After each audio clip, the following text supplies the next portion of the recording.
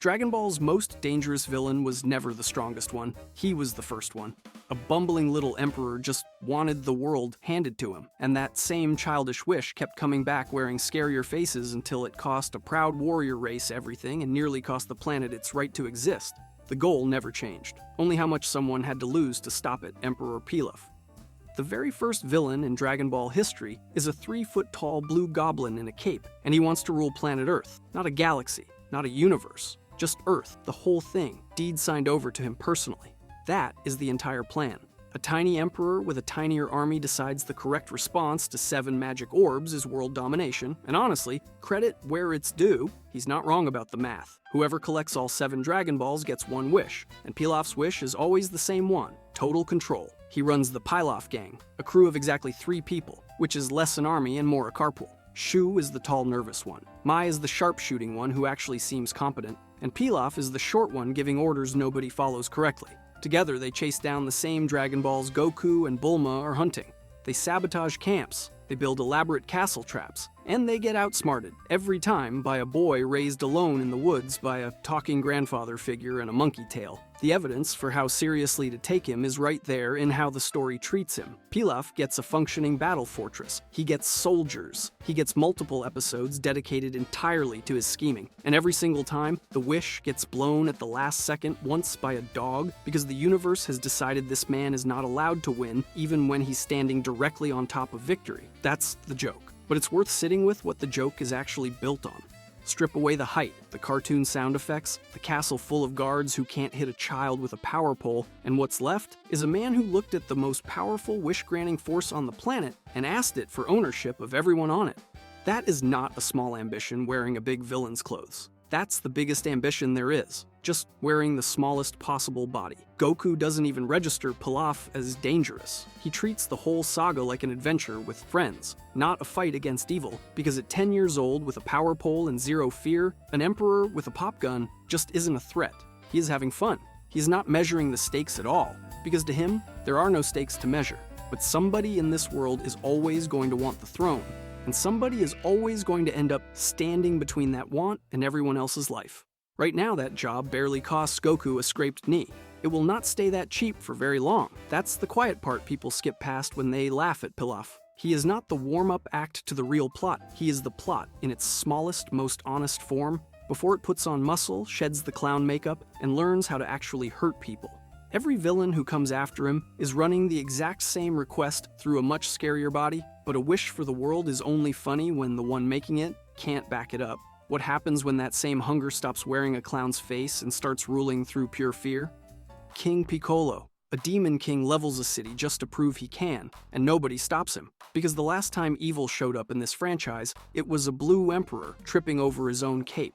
That is the jump. Pilaf wanted a throne and a costume change. This thing wants silence, obedience, and a world too scared to breathe without permission. The comedy did not evolve here. It got amputated. King Piccolo is not some new invention bolted onto the story out of nowhere. He is Kami's evil half, physically split away centuries ago so the Guardian of Earth could stay pure. Sit with what that actually means for a second. The literal defender of the planet could not become strong enough to protect it without also generating the exact monster built to destroy it. Good and evil are not opposites in this world. They are the same organism, cut down the middle and sent to live 2 separate lives. And the evil half did not waste any time being subtle about it. He carved out a demon clan, put himself at the head of it, and set out to rule the planet the old-fashioned way, through terror. No riddles, no bumbling minions tripping over rakes, no wish-granting shortcuts that let him skip the hard part. Cities get leveled, people get killed, kings get replaced, one after another with 0 ceremony. Every villain up to this point had been a joke wearing a threat's costume, a punchline that occasionally punched. This one is just the threat. Nothing else, no costume, no bit. That is the part that should unsettle you more than any single punch he throws. Pilaf's dream of owning the world was almost cute, mostly because he was never, ever going to pull it off. He had the ambition of a conqueror and the execution of a man who loses his own car keys. King Piccolo has the exact same dream, same hunger, same end goal, same desire to sit on top of a planet that fears him. The difference is he is actually built to finish it. The ambition did not change from one villain to the next. The competence did, and it did so violently, and the cost stops being abstract here too. This saga is where the story starts asking someone to actually pay for standing in the villain's way, not just chase him around a desert for a few laughs and a stolen Dragon Ball. That price only gets heavier from here. It eventually lands on a warrior who never even wanted to be a hero in the first place, who gets dragged into wars that were never his to fight, and who spends his whole life bleeding for a world that used to be his actual target.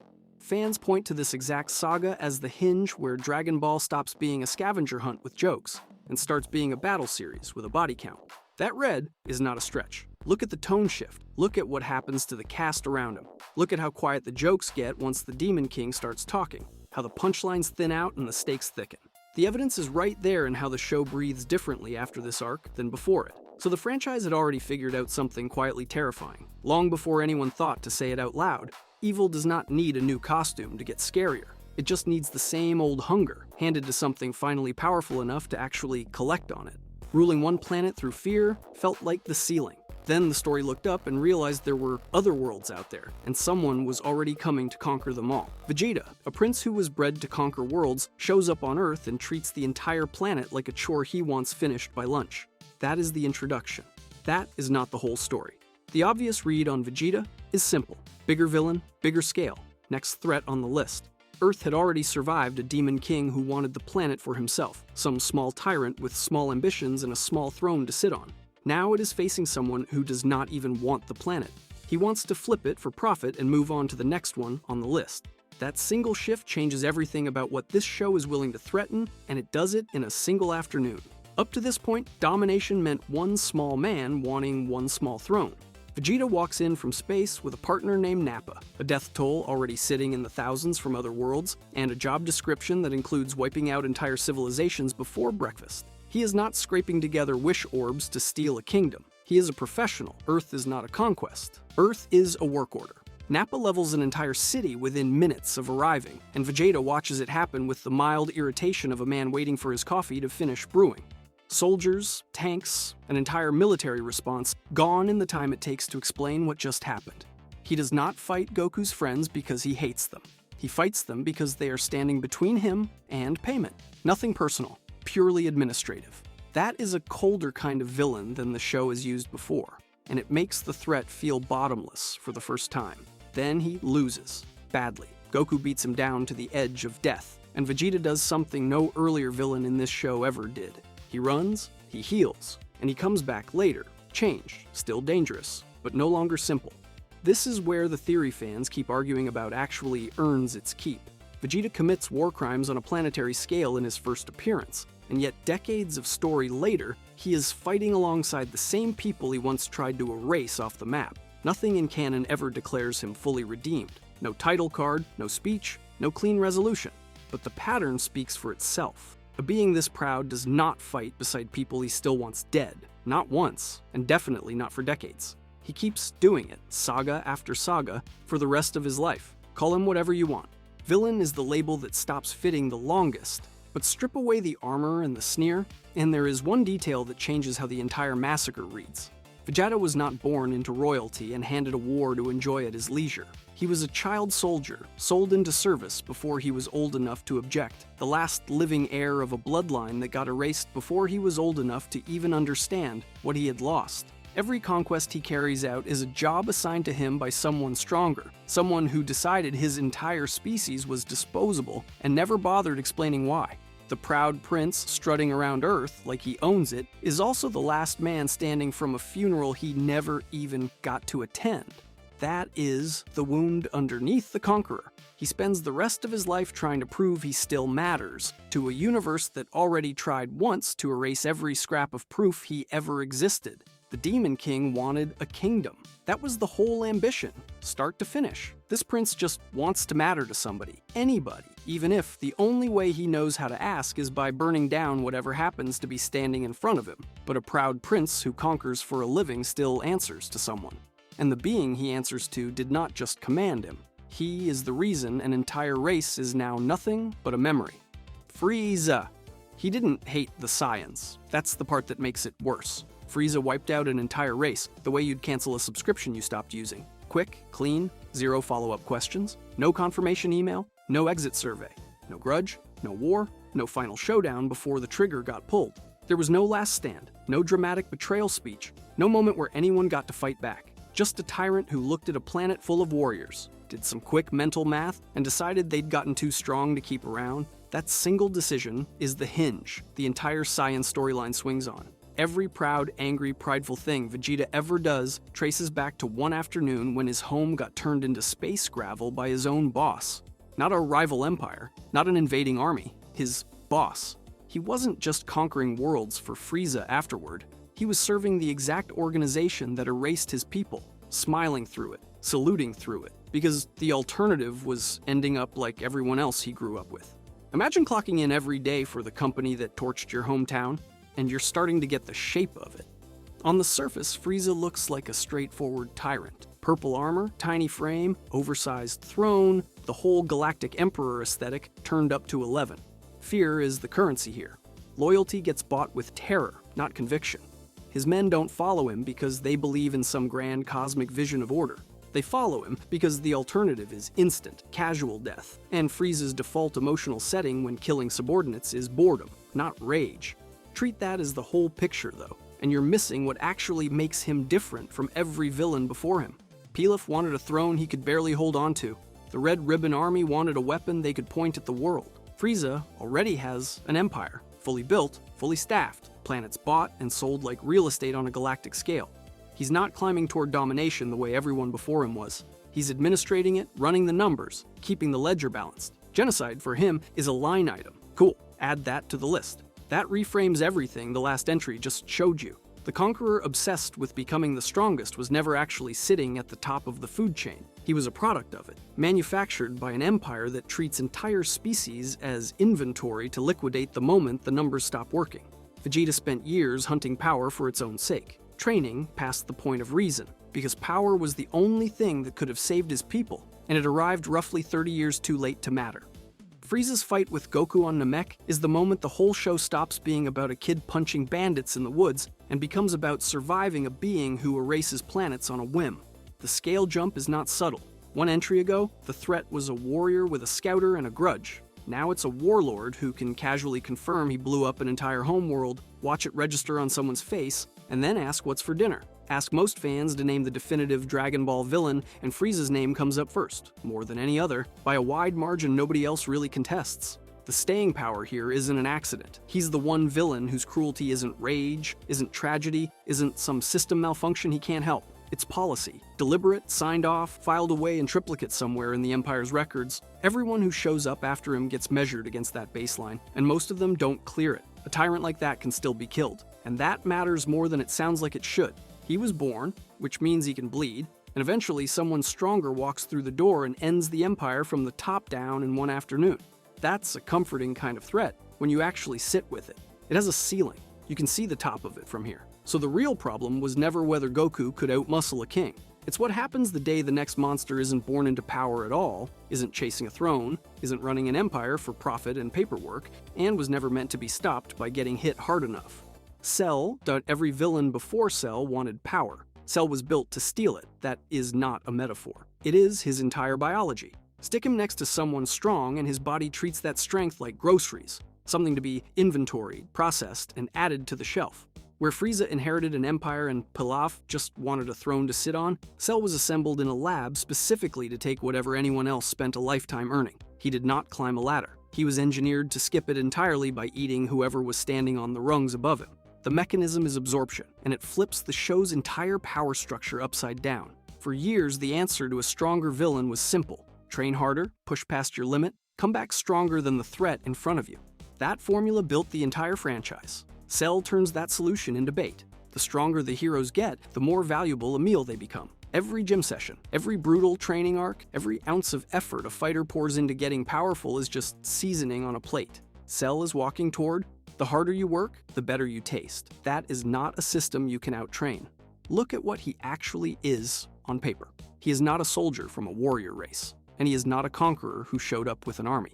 He is a genetic construct, engineered from the cells of the franchise's greatest fighters, built in secret, and released with one biological directive: absorb, evolve, repeat. He does not get stronger by beating someone. He gets stronger by consuming them, which means every fight he wins is not a victory. It is an upgrade. Beating Cell in a fight is, technically, defeating him. That distinction matters more than it sounds like it should. Frieza's threat was inherited, a tyrant sitting on top of a system he was born into the top of. Cell's threat is manufactured, built from a lab with a specific escalation curve programmed into his DNA. The domination fantasy that started with a small blue emperor wanting a wish-granting dragon has now been engineered into a living weapon whose entire purpose is growth. Nobody handed Cell an empire. Somebody built him a growth chart and then let him loose to fill it in himself. That is the part that should actually unsettle you. A tyrant can be reasoned with, or at least predicted. A tyrant has moods, pride, ego, things you can exploit, weaknesses you can needle. Cell has a design spec. He absorbs, he evolves, he gets stronger, and there is no version of let's negotiate that changes his internal chemistry. He is not angry, he is optimizing. You cannot insult a flowchart into changing its mind. And somewhere in the middle of that optimization is Vegeta, the proud Saiyan prince who watched his entire race get erased and spent years clawing his way back to relevance, standing across from a creature that can casually undo every gain he has fought for by simply touching him. That is the actual cost of this escalation. It is not abstract world-ending stakes yet, not some faceless planet on the other side of the galaxy. It is one specific person's strength, his pride, his decades of grinding becoming a resource for someone else to harvest, like it was never his to begin with. The saga builds toward a tournament-style showdown that remains one of the franchise's most famous fights, staged in front of cameras like the fate of the planet is a pay-per-view event. Fans still argue Cell might be the most complete villain the series ever produced, smart enough to plan his own ascension, flashy enough to stage a global spectacle around it, and dangerous enough that the entire planet's fate rides on a ring instead of a battlefield. Nothing in the source material confirms that ranking outright, but the pattern speaks for itself. Intelligence, spectacle, and a finale built like a stadium event is a combination nothing before him managed to pull off. Frieza never once cared what it looked like on camera. Cell proved that domination does not need a throne or a bloodline anymore. It just needs a lab, a directive, and something worth absorbing. He is not evil in the old sense. He is efficient, and efficiency turned out to be scarier. A villain built by science still has a design, a logic, a limit you can theoretically calculate. But the next threat throws that entire rulebook out, wrapping the power to erase a planet inside something that giggles while it does it, and nobody, not the heroes, not the audience, has any idea what it decides to do next. Machin, Boo a pink blob made of bubble gum and pure malice, does not want your kingdom. He does not want your throne, your gold, or your obedience. He just wants you gone, and he will hum a little tune while he does it. That is the joke and the horror of Majin Buu at the same time. Every villain before him wanted something specific, something he could hold or rule or claim. Buu just wants nothing left to want anything. On the surface, he looks like a cartoon. Round body, high-pitched voice, a candy beam that turns enemies into literal snacks before he eats them, whole, without so much as a napkin. Players and viewers alike remember him as the funniest major villain in the entire run, cracking jokes and throwing tantrums like a toddler with the power to erase continents. But strip away the goofy voice, and what is left is a being who has flattened cities, absorbed gods, and wiped out the population of an entire planet without pausing to explain why. He does not negotiate. He does not scheme. He does not sit on a throne planning his next move. He just acts, immediately and without warning, and everything in his path stops existing. That is what makes him structurally different from everyone else in this lineup. Vegeta wanted to prove himself the strongest, a warrior chasing a title he could feel in his own hands. Frieza wanted an empire he could rule from a throne of corpses, something he could point to and call his. Cell wanted to be the perfect being, a title, an achievement, a name written into history forever. Buu does not care about history. He does not care about being remembered at all. He splits into other versions of himself, forms that get less intelligent and more destructive the further they drift from where he started, and each one is scarier not because it is smarter, but because it wants even less than the last. The final form barely speaks. It does not gloat. It does not explain. It just erases. And that is the part fans keep circling back to. The debate over which Buu form is the deadliest is not really about power levels, not in the way it is for every other fighter in this franchise. It is about which version of him has stripped away the most humanity, because the pattern only points one direction: less thought, less restraint, more devastation. The most dangerous Buu is not the strongest one on paper. It is the one that has forgotten how to want anything specific at all. Remember Vegeta. Remember a prince who lost his entire race to an emperor's ambition, who got turned into a weapon for that same ambition, and who spent decades afterward trying to outrun the villain he used to be. That wound is still open here, standing right next to a creature who represents the exact endpoint Vegeta's own people almost became. Conquest with nothing left to conquer. Violence that has forgotten its own reason for existing. Because that is the real shape of this whole story. Pilaf was a small, ridiculous goblin who wanted a wish granted so he could rule the world. He never got close, and the show almost dared you to laugh at him for trying so hard and failing so completely. But every villain since has been the same wish, granted a little further each time. Vegeta wanted to rule as a warrior. Frieza wanted to rule as an empire. Cell wanted to rule as perfection itself. And Buu is what is left when you follow that wish all the way to its logical end, past ruling, past owning, past wanting anything at all except the silence after everyone else is gone. The franchise never needed a smarter villain or a stronger one. It needed the same hunger for control, turned up until control itself stopped mattering. Pilaf just wanted the throne. Buu wanted the silence after there was nothing left to rule. If you enjoyed this video and want to see more, click the video on the screen now.